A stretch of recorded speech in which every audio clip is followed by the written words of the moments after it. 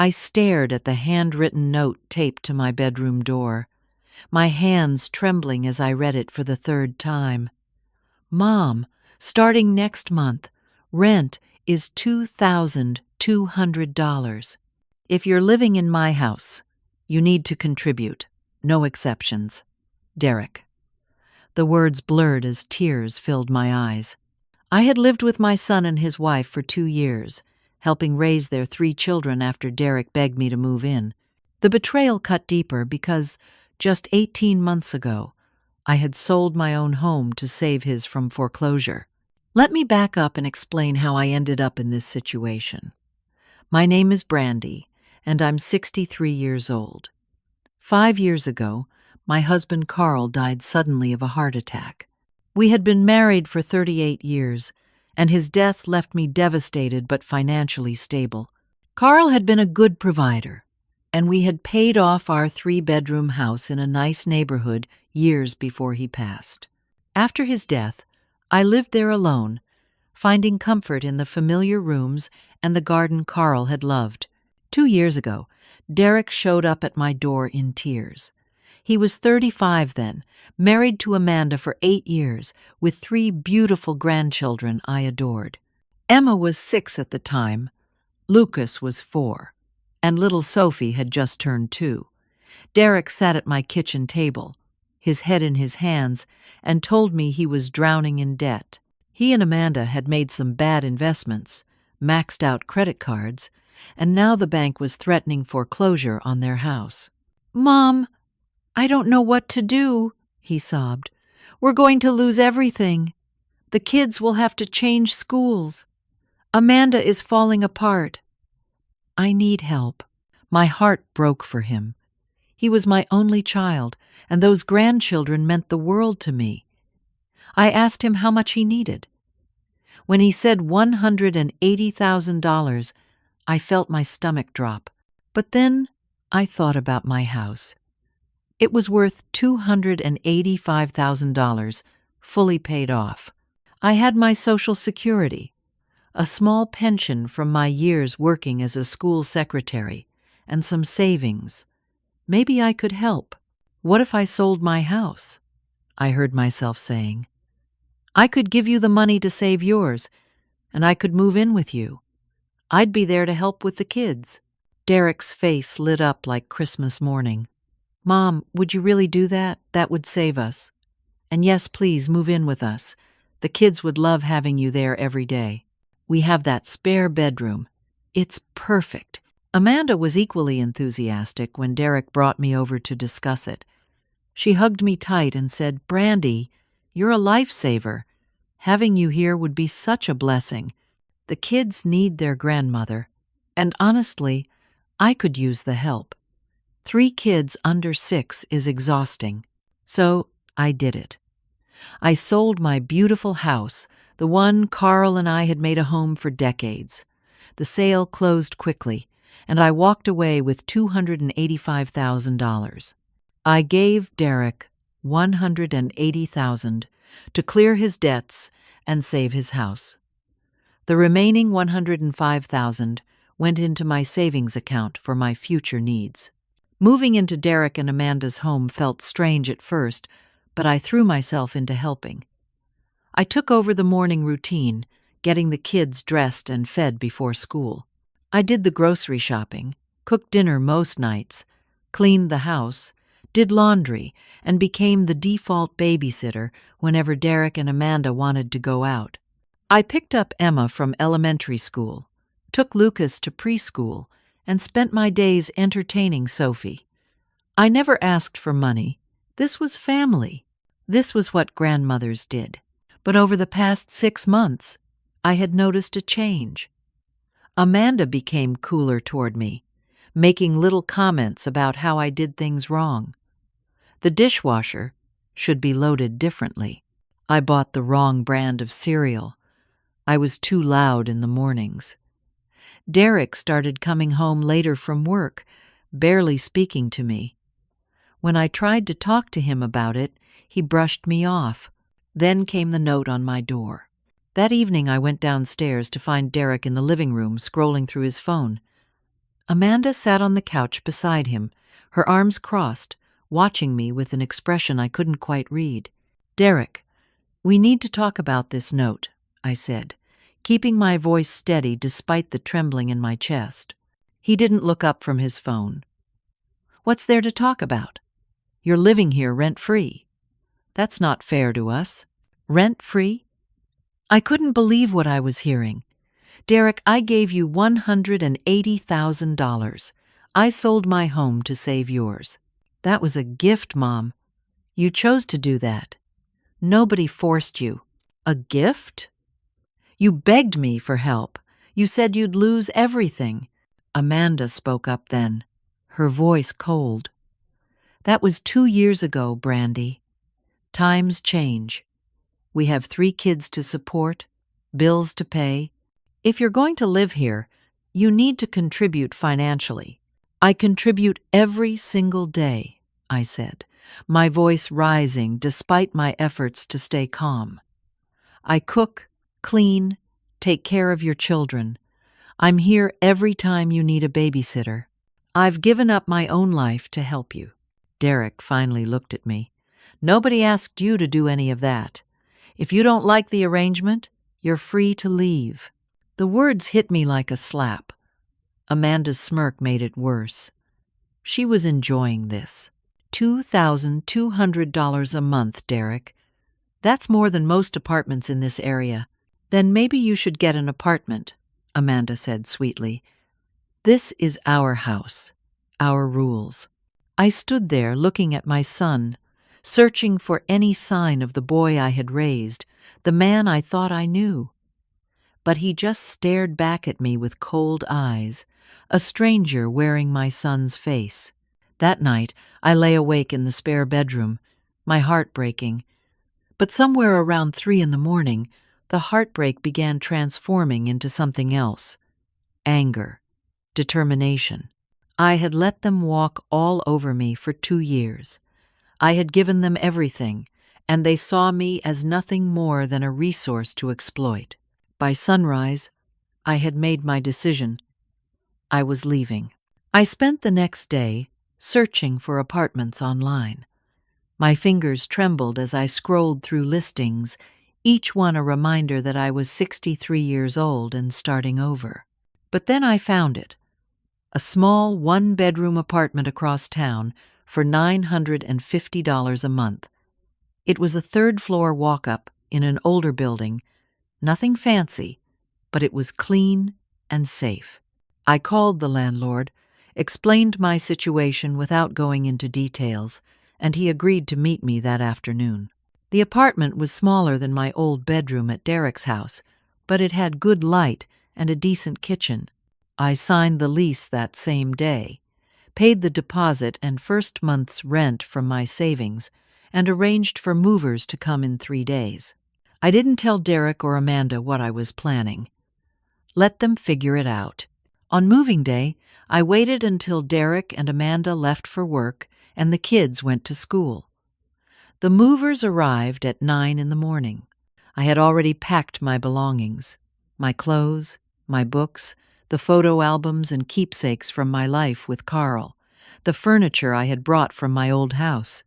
It all fit into one medium-sized moving truck. By 2 in the afternoon, the bedroom was empty, except for the bed frame Derek and Amanda had provided. I left a simple note on the kitchen counter. "I've found my own place. Don't worry about me. Take care of the kids." Standing in my new apartment that evening, surrounded by boxes, I felt something I hadn't experienced in 2 years. Peace. Yes. My heart ached. Yes. I was furious at how Derek and Amanda had treated me, but I was in my own space again, beholden to no one. I spent the next few days settling in. I bought a small kitchen table at a thrift store, hung curtains, arranged my books on the built-in shelves. I went grocery shopping and made myself dinner, ate it slowly while watching the evening news, and felt grateful for the simple pleasure of not having to cook for 5 people. My phone stayed mostly silent. I had expected Derek to call immediately, but 2 days passed without a word. Maybe they were relieved I was gone. Maybe they had already found someone else to exploit. On the fourth day, my phone rang. Derek's name flashed on the screen. I let it go to voicemail. He called again and again. By the end of the day, I had 6 missed calls from Derek and 2 from Amanda. Text messages started flooding in. "Mom, where are you? We need to talk. The kids are asking about you. This is ridiculous. Call me back." I ignored them all. I wasn't ready. I needed time to process everything, to figure out how to move forward. Then came day 5. I woke up that morning feeling lighter than I had in months. The sun streamed through my apartment windows, and I made myself coffee in my own kitchen, humming along to the radio. I had slept well for the first time in years, not waking up to the sound of children's footsteps overhead or Amanda's voice calling for me to do something. Around noon, my phone started ringing. I glanced at it. Derek. I let it ring. It rang again immediately. Then again.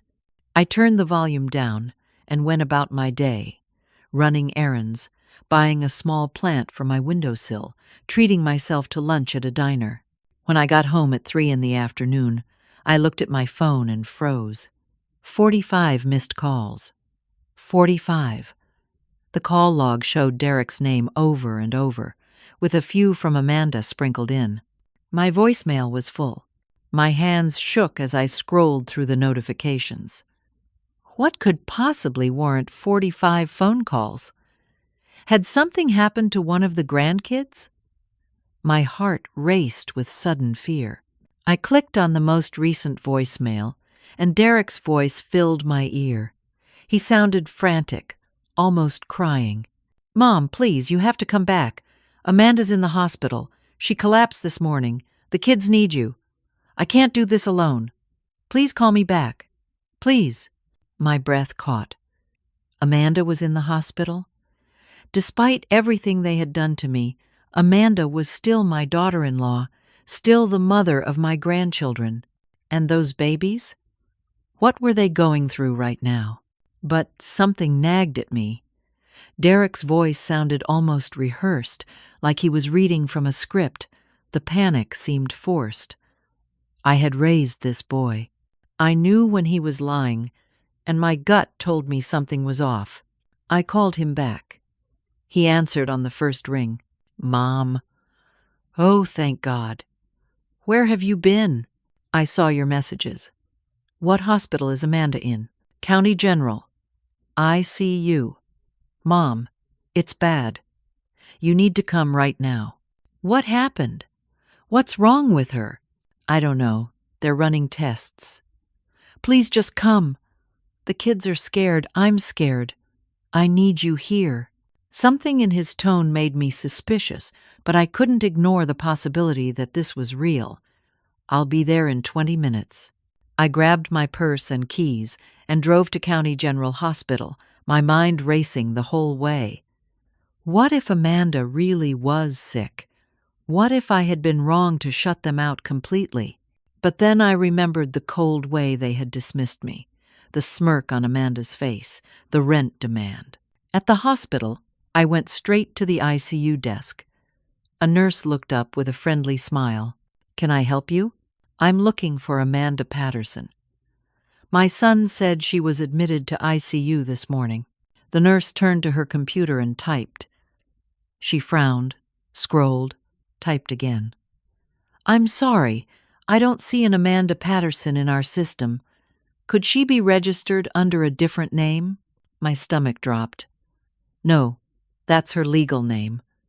"Are you sure? Let me check with my supervisor." She disappeared for a moment, then returned. "Ma'am, we've checked all our records. We don't have any patient by that name admitted today or yesterday." "Is it possible she's at a different hospital?" I stood there, gripping the edge of the desk, fury rising in my chest like a wave. "No. Thank you for checking." I walked back to my car on shaking legs, got in, and sat there for a long moment. They had lied. Derek had fabricated a medical emergency to manipulate me into coming back. How desperate were they? And more importantly, what were they really desperate about? I started my car and drove straight to Derek's house. I still had my old key, forgotten in the chaos of moving out. I parked on the street and walked up to the front door, unlocking it and stepping inside without knocking.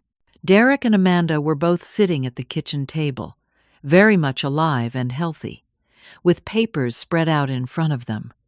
They looked up in shock as I walked in. "What hospital emergency?" I said, my voice shaking with rage. "What ICU?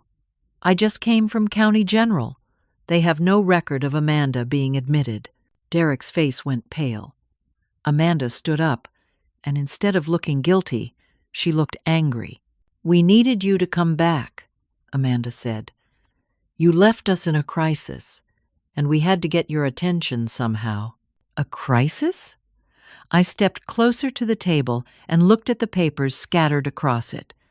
Bills, late payment notices, bank statements with alarming red numbers. "What crisis?" Derek put his head in his hands. "Mom, we're in trouble.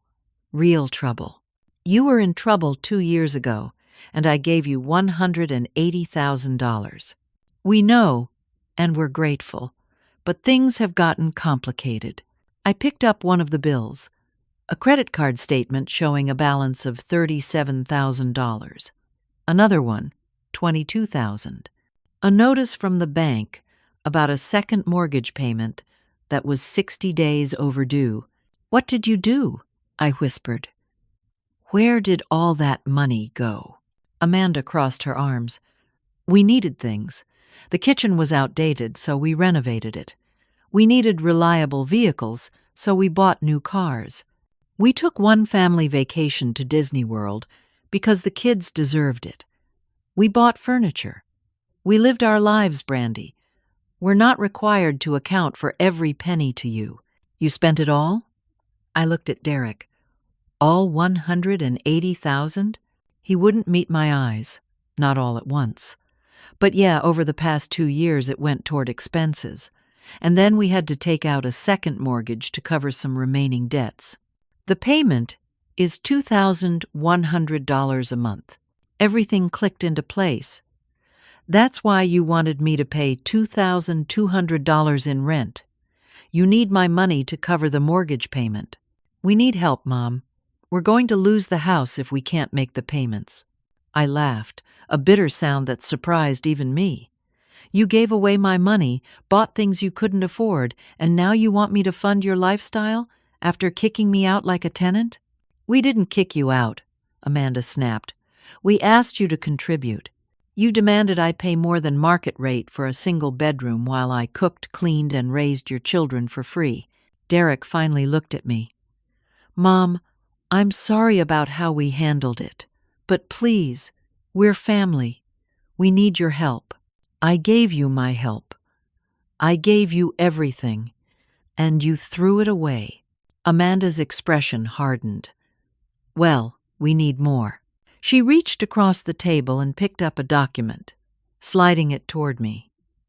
I looked down at it. It was a loan consolidation application. "We need you to co-sign this," Derek said quietly. "With your credit score, we can refinance everything into one payment we can actually manage." I stared at the paper. "You want me to tie my credit, my financial future, to your debt? And we need about $50,000 from your savings to make the consolidation work," Amanda added, "to show the bank we're serious." The room spun. They wanted me to give them $50,000 more and co-sign for their debts. If they defaulted, I would be responsible. At 63, with limited income, I could lose everything. "No," I said simply. "Mom, please." I said no. I turned to leave, but Amanda's voice stopped me. We already started the paperwork. I turned back slowly. "What?" Derek pulled out another document. My stomach turned as I recognized what it was, a loan application with my name on it, my signature at the bottom. "You Forged my signature? We had to, Amanda said, as if it were perfectly reasonable. You weren't being cooperative. Don't worry, we haven't submitted it yet. But if you sign the real papers, we can make this all work. I looked at my son. This man I had raised, had loved with every fiber of my being. You're committing fraud. You're trying to steal my identity to cover your debts. It's not stealing if we're family, Derek said. We're all in this together. No, I backed toward the door. We're not. I'm going to the police. If you do that, we lose the house, Amanda said. Your grandchildren will be homeless. Emma, Lucas, and Sophie will end up in some terrible apartment, changing schools, losing all their friends. Is that what you want? That will be on you, Brandy. The manipulation was so blatant, so cruel, that I almost couldn't process it. They were holding my grandchildren hostage, using my love for them as a weapon. If they lose their home, it's because of your choices, not mine. I left without another word, my hands shaking so badly I could barely get my key in the car's ignition. I drove back to my apartment, locked the door, and sat on my couch, trying to breathe, trying to think. They had forged my signature. They had fabricated a medical emergency. They were willing to commit crimes to get my money. Who were these people? When had my son become someone I didn't recognize? I needed help. I needed to protect myself. This was spinning out of control in ways I never could have imagined. As I sat there in the growing darkness, I knew that leaving their house had been just the beginning. The real battle was about to start, and I had no idea how much worse things were going to get. The next morning, I woke with a knot of anxiety in my stomach. My first call was to my bank. I gave them my account information and asked them to verify my recent transactions. "Let me pull that up for you, Mrs. Patterson," the representative said. I heard typing, then a pause. "Mrs. Patterson, I'm showing a withdrawal of $8,000 3 days ago and a wire transfer of $12,000 2 days ago. Can you verify those transactions?" My blood ran cold. I didn't make those transactions. The signatures match your signature on file. Let me transfer you to our fraud department. 20 minutes later, I had confirmed my worst fears. Someone had withdrawn $20,000 from my savings account using forged signatures. The withdrawals had been made at a branch across town, one I never used. The bank's fraud investigator asked me detailed questions about who might have access to my account information. My son and daughter-in-law, I admitted. When I lived with them, I kept my financial documents in my bedroom. They could have accessed them. "We'll need you to file a police report. We'll start our investigation. But I have to be honest with you, Mrs. Patterson. These cases can take months to resolve, especially when family members are involved, and the money has already been transferred out. It's gone." I hung up feeling sick. My nest egg, the money I had carefully saved from selling my house, was disappearing. I had started with $105,000 after giving Derek the initial loan. After paying for the apartment deposit, first month's rent, and moving costs, I had been down to about $85,000. Now, with this theft, I was at $65,000. At 63 years old, with only Social Security and a small pension, $65,000 had to last me the rest of my life. I drove to the police station and filed a report. The officer who took my statement was sympathetic, but not encouraging. "Family fraud is complicated, ma'am.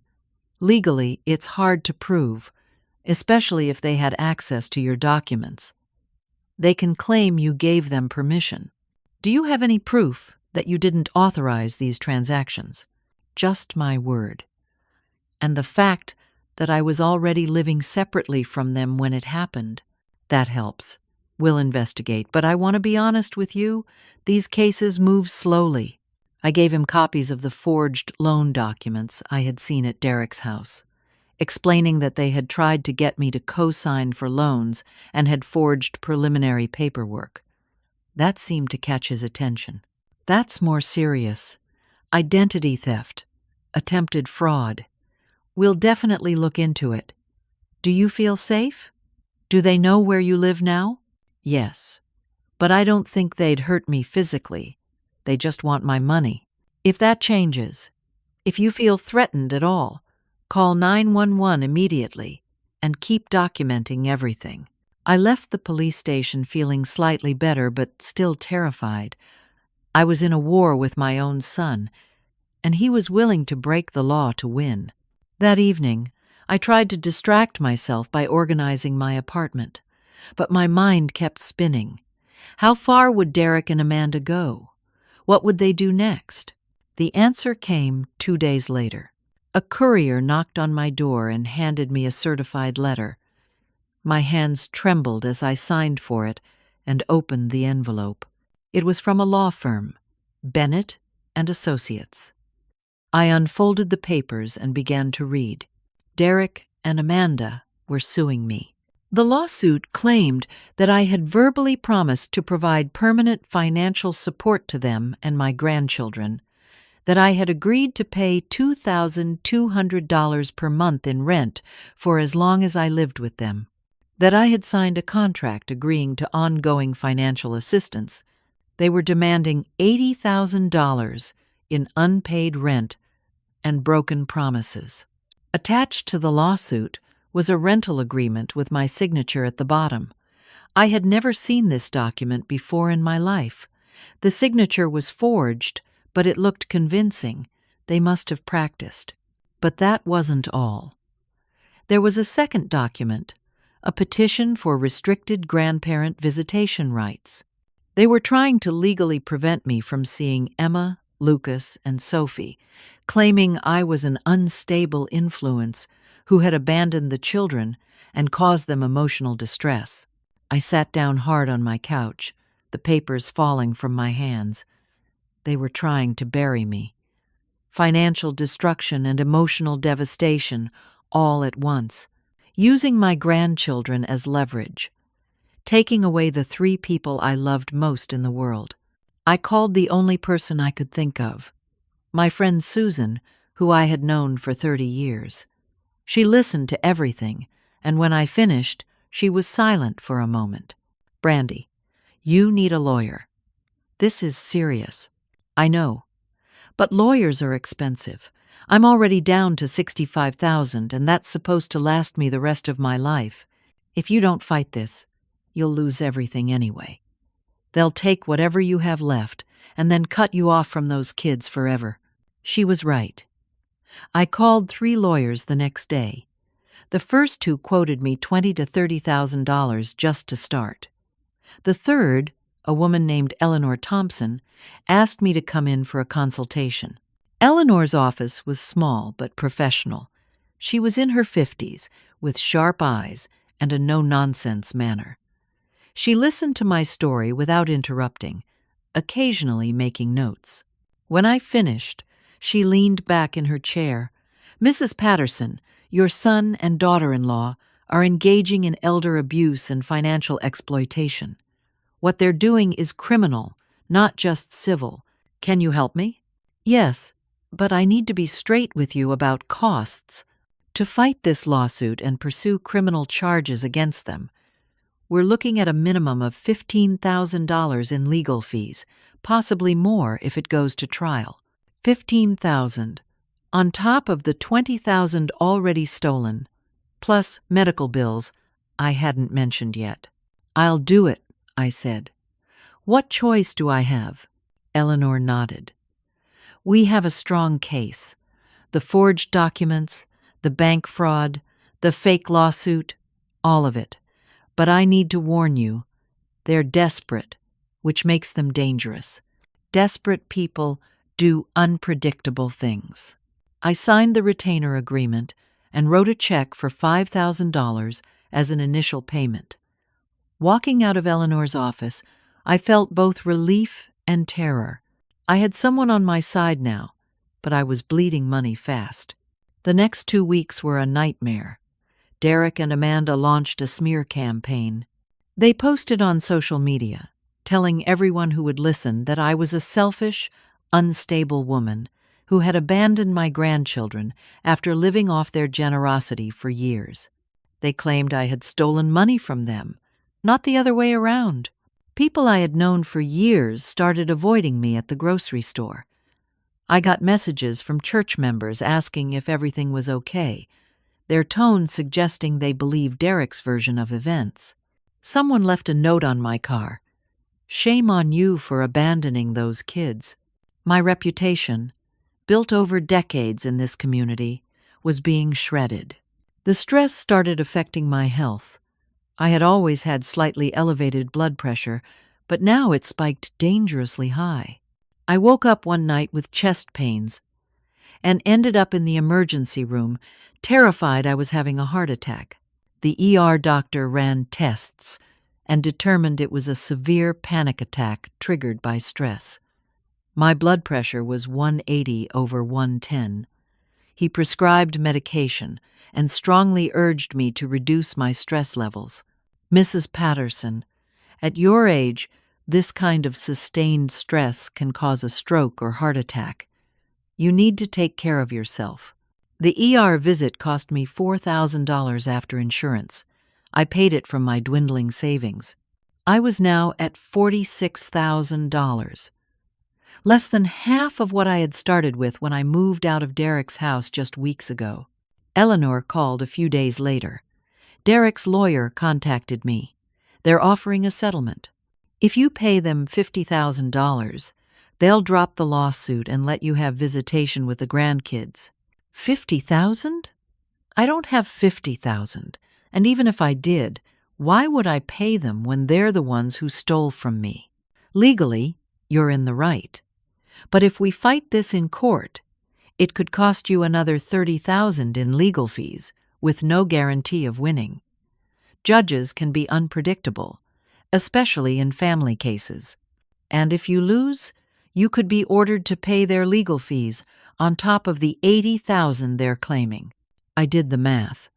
Either way, I was financially devastated. If I fought and lost, I could end up owing over $100,000 that I didn't have. I'd be bankrupt. If I settled, I'd have nothing left, but would avoid the risk of owing even more. What do you think I should do? Eleanor hesitated. Honestly, this is as bad as I've seen. They've got you cornered. They know you can't afford a lengthy court battle. That's exactly what they're counting on. I hung up and cried for the first time since this whole nightmare began.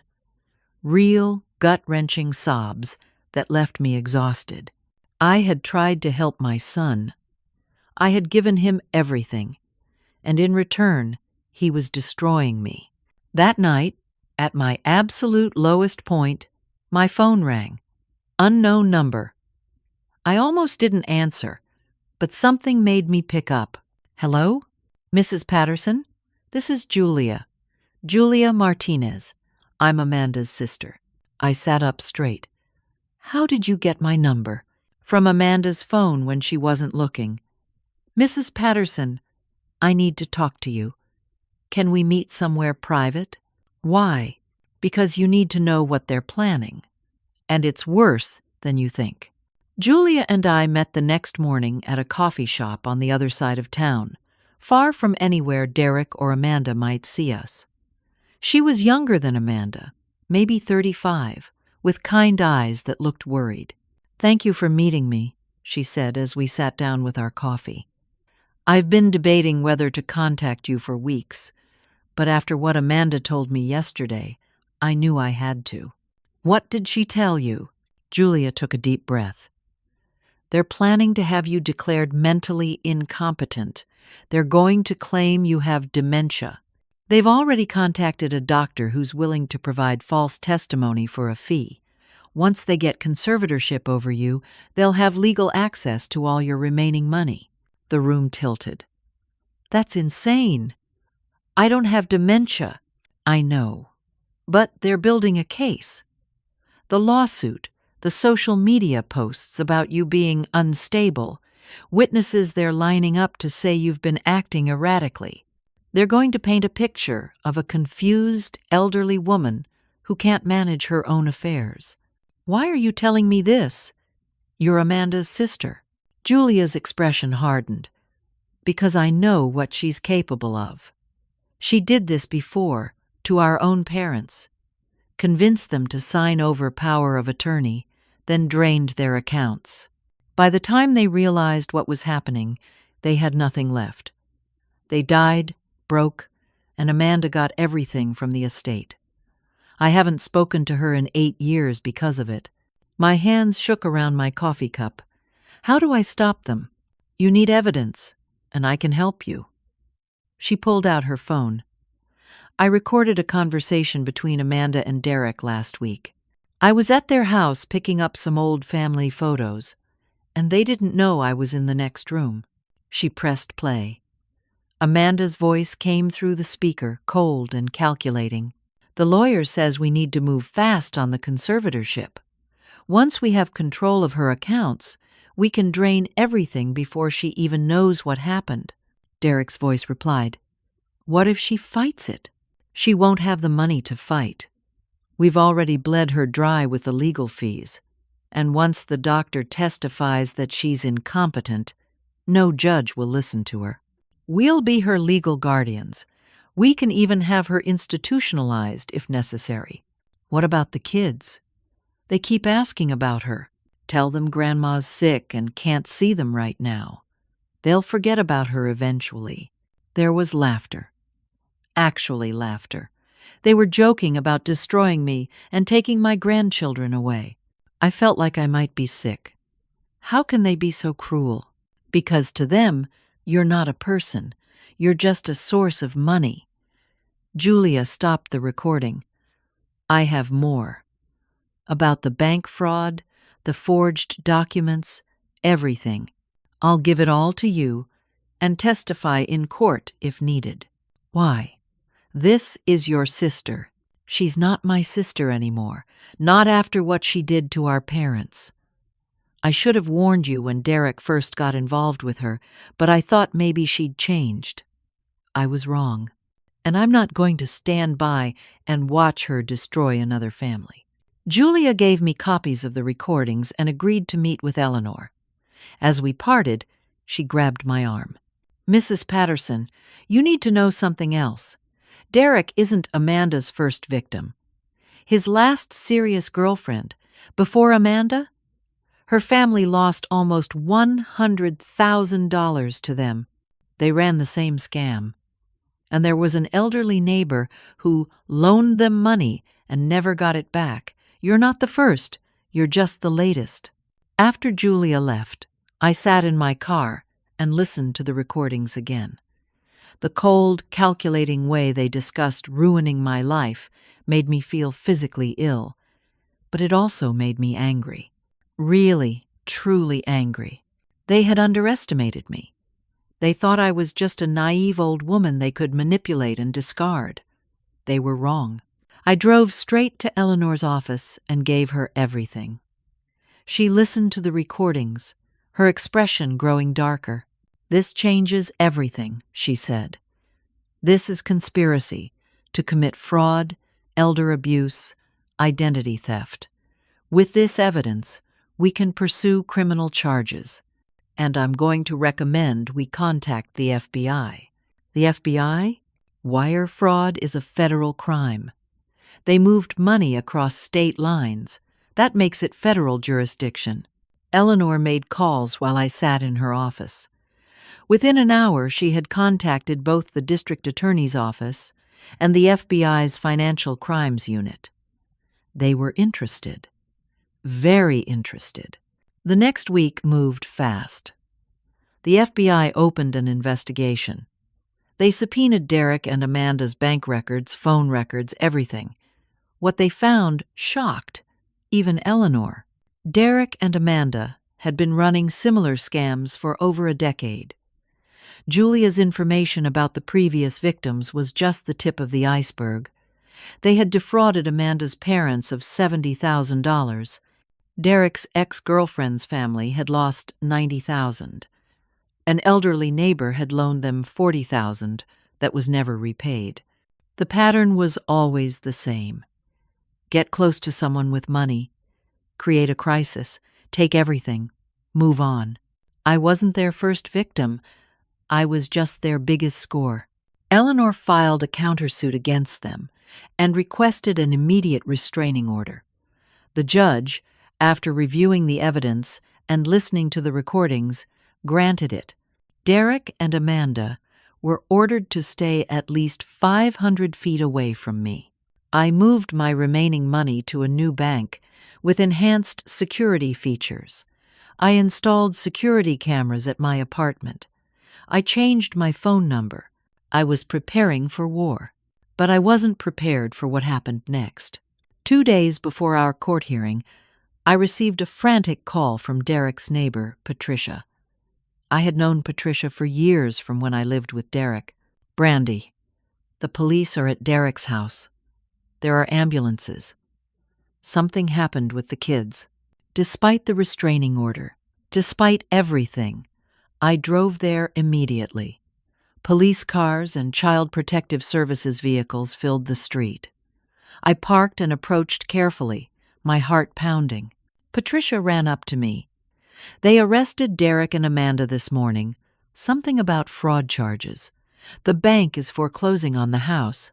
CPS came to take the kids because there's no one to care for them. I pushed through the gathered neighbors and saw them. Emma, Lucas, and Sophie, sitting on the front steps with a CPS worker. Emma was crying. Lucas held Sophie, who looked confused and scared. When Emma saw me, she broke away from the worker and ran to me. "Grandma! Grandma! Where have you been? Mom and Dad are gone and they said we have to leave and I don't understand what's happening." I held her tight, this beautiful 8-year-old child who had nothing to do with her parents' crimes. Lucas and Sophie ran over too, and I found myself on my knees on the sidewalk, holding all 3 of them while they cried. A CPS worker approached. She was a young woman with a kind face but tired eyes. "Ma'am, are you family? I'm their grandmother, Brandy Patterson. Do you have identification?" I showed her my driver's license. She checked her paperwork. Mrs. Patterson, Derek, and Amanda Patterson were arrested this morning on federal fraud charges. The children cannot stay in the home as it's being seized by the bank. We're looking for family placement. Are you willing and able to take temporary custody? I looked at the 3 children clinging to me, their faces tear-stained and frightened. I thought about my tiny 1-bedroom apartment, my dwindling savings, my age and health problems.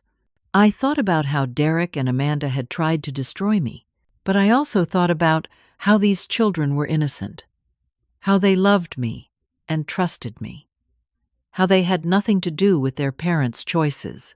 "Yes," I heard myself say. "Yes, I'll take them." The CPS worker looked relieved. "We'll need to do a home study, background check, verify you can provide adequate care. But given the circumstances and your relationship, we can place them with you on an emergency basis while we complete the paperwork. Can they go with you now?" I looked at my small apartment in my mind's eye. 1 bedroom, a bathroom, a living room that doubled as a dining room. Barely enough space for me, let alone 3 kids. "I'll need a bigger place," I said. "We understand. You'll have a few weeks to make arrangements. We'll assign you a caseworker who will help with resources." Emma looked up at me with hope in her eyes. "Grandma, are we going to live with you?" I smoothed her hair back from her face. "Yes, sweetheart. We're going to figure this out together." Lucas, only 6 years old, asked, "When are Mom and Dad coming home?" How do you explain to a child that his parents are going to prison? That they're criminals? That everything is about to change? "Not for a while, buddy. But you've got me, okay? I've got you." As I buckled the kids into my car, using the booster seats the CPS worker retrieved from Derek's garage, I realized something. Derek and Amanda's final manipulation had worked, in a way. They had gotten exactly what they wanted. I was taking care of their children. I was using my money and my time and my life to raise their kids. But looking at Emma's tear-stained face in my rearview mirror, I knew it wasn't a manipulation this time. This was a choice. My choice. To break the cycle. To give these kids something their parents had never understood. Real love, with no strings attached. I just had to figure out how to do it, with $46,000 and a one-bedroom apartment. The real test was just beginning. The next few weeks were the hardest of my life. 3 children, ages 8, 6, and 4, crammed into my one-bedroom apartment. I gave them the bedroom, bought air mattresses with money I couldn't afford to spend, and made the living room my sleeping area. Emma cried herself to sleep every night. Lucas kept asking when Mommy and Daddy were coming home. Sophie had nightmares and would wake up screaming. I was 63 years old, exhausted, heartbroken, and terrified about the future. But I got up every morning, made them breakfast, got them to school, and tried to create some kind of normal routine from the chaos. Eleanor helped me navigate the legal maze. Derek and Amanda's trial was set for 3 months away. In the meantime, they were released on bail but prohibited from contacting me or the children. The restraining order remained in effect. My legal fees had climbed to $15,000, as Eleanor had estimated. My savings were now at $31,000. I had spent another $10,000 on immediate needs for the kids: beds, clothes, school supplies, a used car big enough to safely transport all 3 of them. $21,000 left, and 3 kids depending on me. Eleanor called me into her office for a meeting. Her expression was grave. "Brandy, I need to tell you what's happening with the case. It's gotten more complicated." "How can it possibly get more complicated?" "Derek and Amanda's attorney has filed a motion claiming you manipulated the situation. They're saying you poisoned their relationship with the kids, that you orchestrated their arrest to gain custody, and that you're the one who should be under investigation." I stared at her. That's insane. It's also their strategy. They're trying to create enough doubt to negotiate a plea deal that includes custody rights. They want the kids back. After everything they've done, after the fraud, the lies, the abuse, they're still the parents. Unless they're convicted and parental rights are terminated, they have legal standing, and their lawyer is good, very good. My hands started shaking. What happens if they get the kids back? Then everything starts over. They'd have access to any benefits the kids receive. They could manipulate them, and honestly, given their pattern of behavior, I'd be worried about the children's safety. That night, I barely slept. The kids were my responsibility now, but I was losing the war. Derek and Amanda had better lawyers, more resources, and a willingness to lie about anything. Then the smear campaign intensified. Derek and Amanda couldn't contact me directly because of the restraining order, but they had plenty of friends willing to do their dirty work. I started receiving messages on social media from people I didn't know, accusing me of being a child thief, a vindictive old woman, a liar. Someone created a fake social media account in my name and posted terrible things. My real friends started questioning whether they knew the real story. The church I had attended for 30 years asked me to stop coming. The pastor called and gently suggested that my presence was creating division in the congregation, and perhaps it would be better if I found another church home. I was being erased from my own community. The stress took its toll. One morning, I woke up and couldn't move my left arm. The room spun. Emma found me on the living room floor and called 911, just like I had taught her for emergencies. The ambulance took me to the hospital. The doctor said I had a severe episode brought on by dangerously high blood pressure. Not quite a stroke, but close. Very close. He admitted me for observation.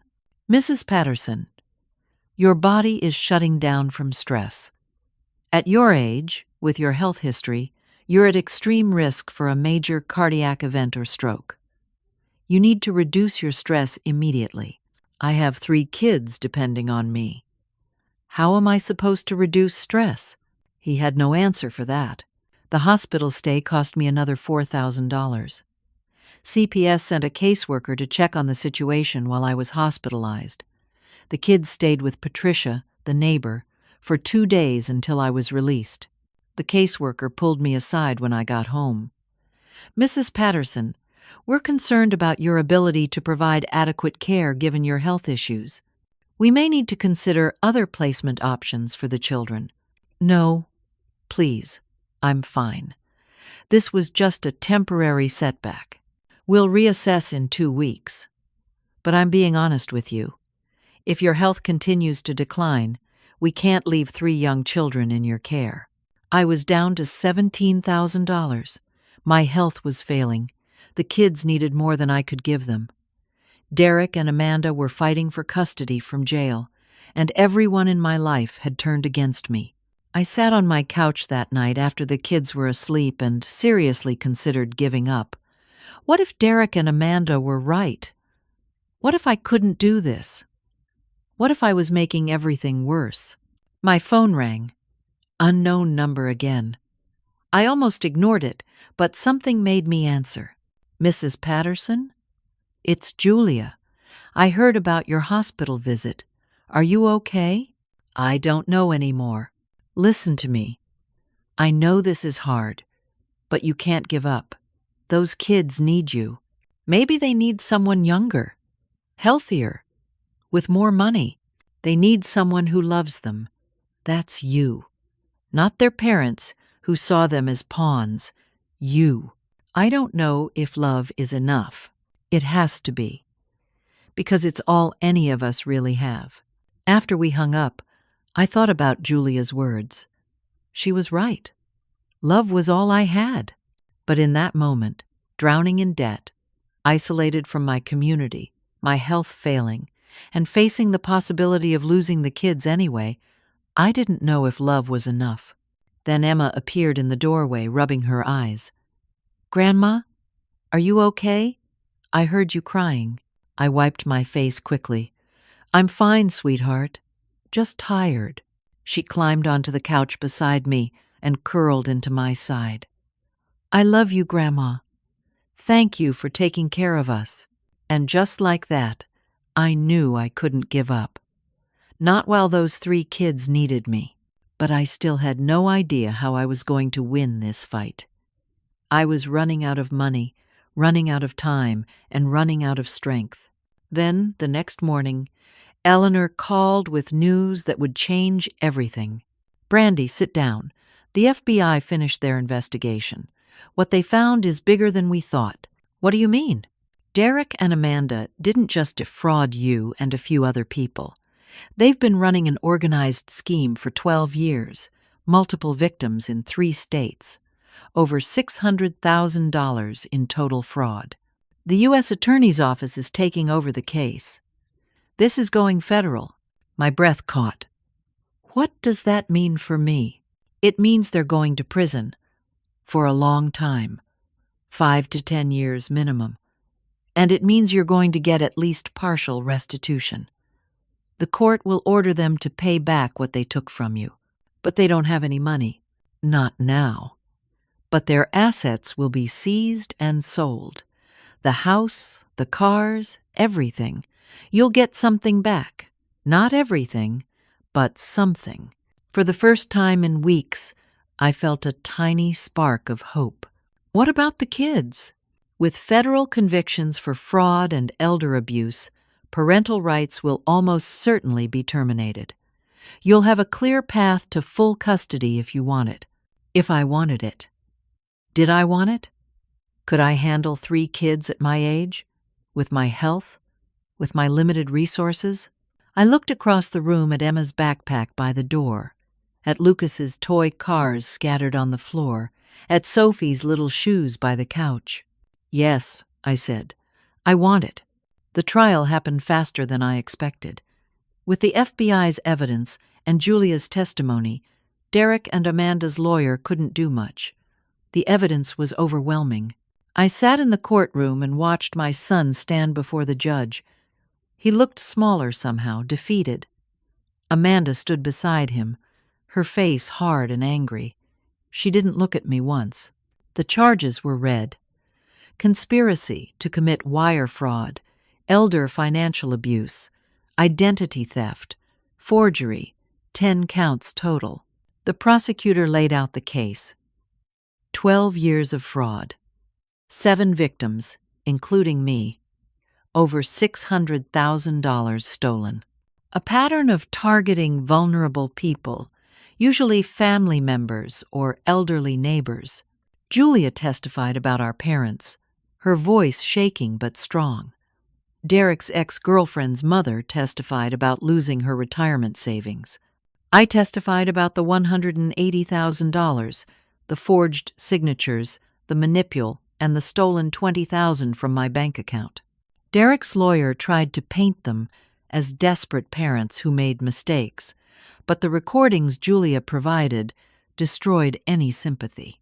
You could hear the jury's faces harden as they listened to Derek and Amanda laughing about draining my accounts and having me institutionalized. The verdict took 2 hours. Guilty on all counts. Sentencing came a week later. The judge was a woman in her 60s, and she looked at Derek and Amanda with open disgust. "I've been a judge for 23 years, she said. "I've seen many criminals, but what you two did to your own family members, to elderly and vulnerable people who trusted you, is particularly heinous. You preyed on love and turned it into a weapon." She sentenced Derek to 6 years in federal prison. Amanda got 5 years. Both were ordered to pay full restitution to all victims, totaling over $600,000. I felt no triumph, only sadness. That was my son going to prison. The boy I had raised, loved, taught to ride a bike and helped with homework. Where had I gone wrong? But I also felt relief. It was over. They couldn't hurt me anymore. The house sale happened quickly. The bank had already initiated foreclosure, but with the criminal conviction, everything moved faster. The house sold for $390,000. After the bank took what they were owed, there was about $47,000 left. As the primary victim, I received all of it. Combined with my remaining $17,000, I now had $64,000. Not what I had started with, but enough. Enough to move to a better apartment, enough to provide for the kids, enough to rebuild. The car they had bought with my money was seized and sold. I got another $8,000 from that, $72,000 total. With Derek and Amanda in prison and parental rights terminated, CPS moved forward with permanent custody evaluation. I had to prove I could provide a stable home for 3 children. I used $15,000 to move into a 3-bedroom apartment in a good school district. It wasn't fancy, but each kid had their own room. There was a small yard where they could play. It felt like home.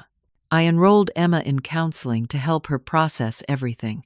Lucas and Sophie, too. They needed help understanding what had happened and why. CPS completed their evaluation. My health had stabilized with medication and reduced stress. The kids were thriving. Emma's grades improved. Lucas made friends at school. Sophie stopped having nightmares. 6 months after Derek and Amanda went to prison, the judge granted me full legal custody of all 3 children.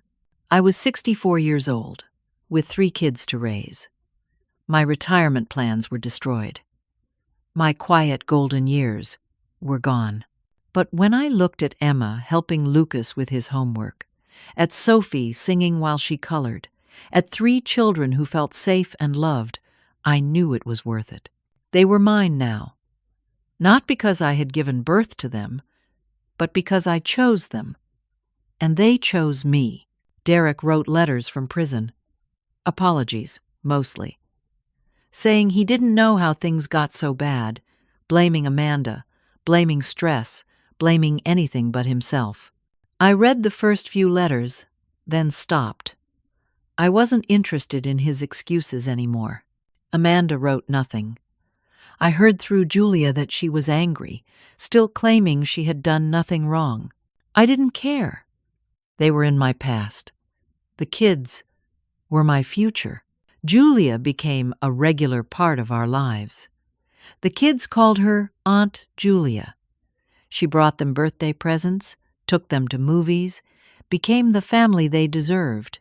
Slowly, carefully, I began rebuilding my life in this community. I found a new church, one that welcomed us without judgment. I made new friends, people who knew our story and supported us anyway. I got a part-time job at the local library, which gave me some extra income and got me out of the house.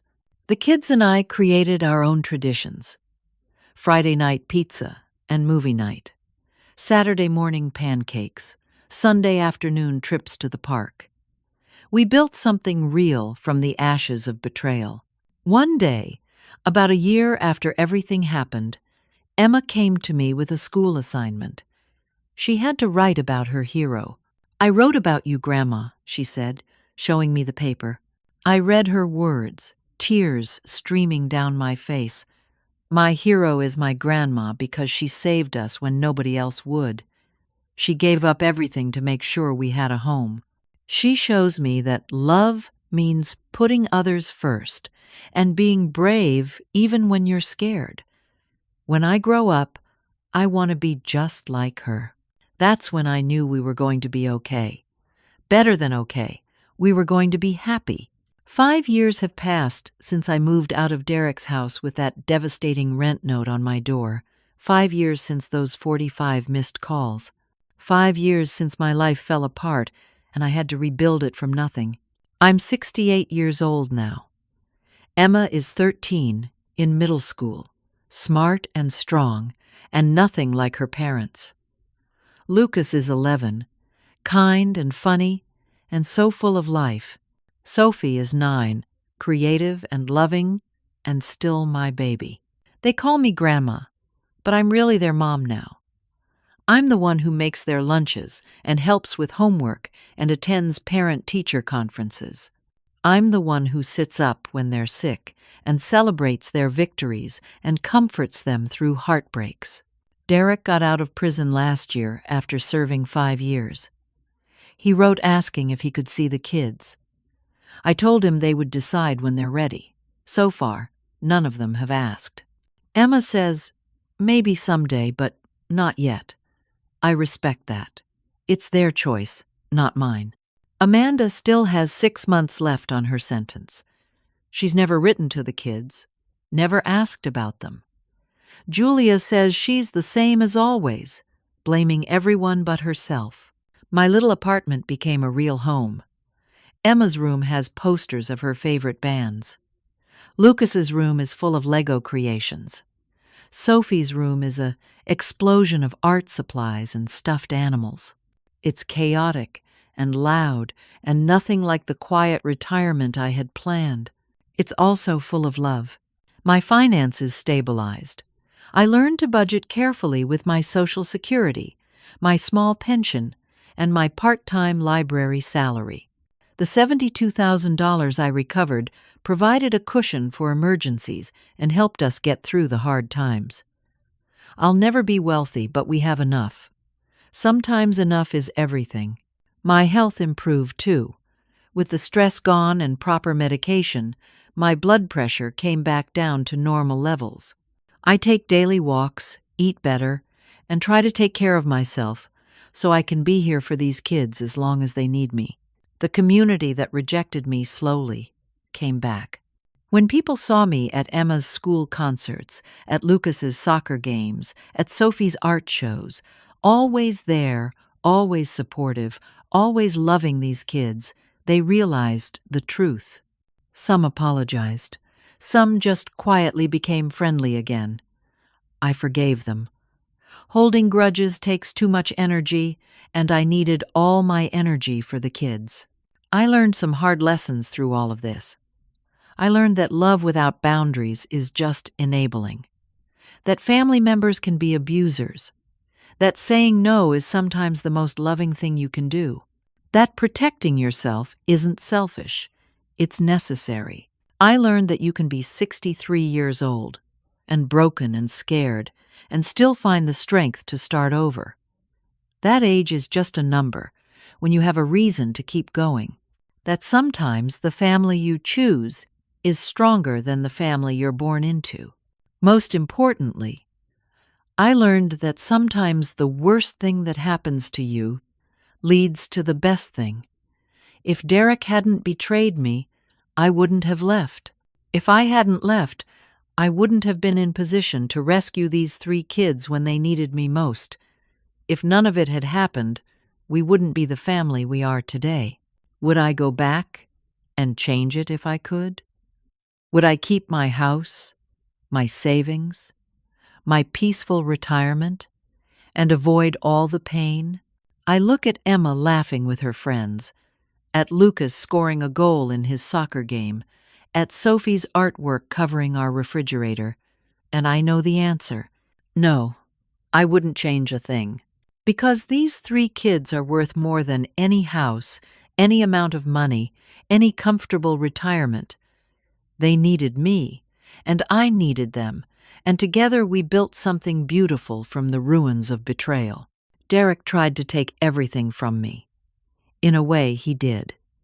But in losing everything, I gained what mattered most: purpose, love, and a family built on honesty instead of manipulation.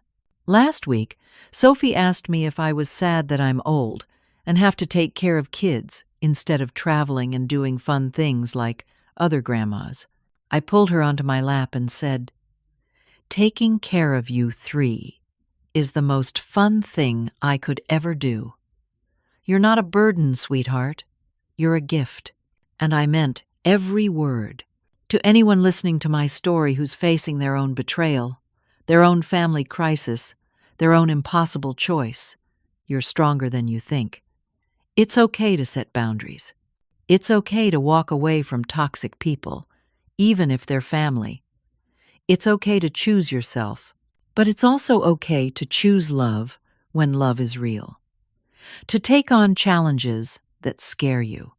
To rebuild from nothing. To start over at 63 or 73 or 83. Life doesn't end when your plans fall apart. Sometimes that's when life really begins. My son set my rent at $2,200 a month. I moved out, got 45 missed calls, and thought my life was over. I was wrong. My life was just beginning. And it's been the hardest, most rewarding, most beautiful thing I've ever done. Those 3 kids saved me as much as I saved them. We saved each other. And that's the real victory. Not the prison sentences or the restitution money or the legal wins. The victory is sitting at our kitchen table every night, the 4 of us together, safe and loved and free. That's what winning looks like. And it was worth every penny, every heartbreak, every sleepless night. I wouldn't trade it for anything in the world. Now I want to hear from you. Have you ever had to make an impossible choice between protecting yourself and helping someone you love? How did you find the strength to do what needed to be done? Share your story in the comments below. Your experience might be exactly what someone else needs to hear today. If this story moved you, please hit that like button. It helps more people find these stories and reminds us all that we're not alone in our struggles. And if you haven't already, subscribe to this channel and click the notification bell so you never miss a story. We share real experiences from real people every week, stories about survival, strength, and the resilience of the human spirit. Finally, Share this video with someone who needs to hear it.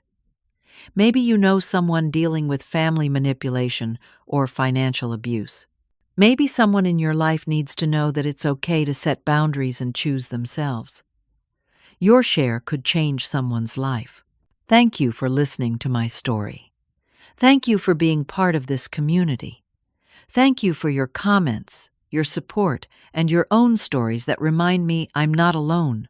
Remember, you are stronger than you think, braver than you believe, and worthy of respect and love. Don't let anyone, not even family, tell you otherwise. Take care of yourselves out there. And remember, sometimes walking away is the bravest thing you can do, and sometimes holding on is the victory. Trust yourself to know the difference. Until next time, this is my story, and I'm grateful you were here to hear it.